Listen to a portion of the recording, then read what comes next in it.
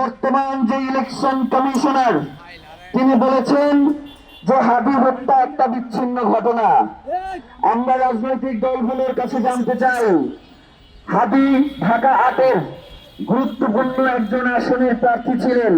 সেই সাথে জুলাই পরবর্তী আন্দোলনে জুলাইকে যারা ধারণ করেছেন তাদের মধ্যে হাদি ছিলেন অন্যতম। তাকে যদি আপনি বিচ্ছিন্ন ঘটনা বলেন, তাহলে এই জনগণ যদি আপনাকে ছিন্ন বিচ্ছিন্ন করে ফেলে, আমরাও সেটাকে বলবো বিচ্ছিন্ন ঘটনা। রাজনৈতিক দলগুলো এখন পর্যন্ত এই ইলেকশন কমিশনের অধীনে কিভাবে তারা নির্বাচন করতে এখন পর্যন্ত সচেষ্ট হয় আমার বুঝে আসে না। তারা কি এখন পর্যন্ত বলেছে এই অথর্ব ইলেকশন কমিশনার কি সুষ্ঠু নির্বাচন করবে, সেই নির্বাচন যে সুষ্ঠু হবে সেই ব্যাপারে কি তারা এখন পর্যন্ত কোন ধরনের পদক্ষেপ তাদের পক্ষ থেকে জানিয়েছে? তারা কি বলেছে যে এই ইলেকশন কমিশনারকে আমরা মানি না?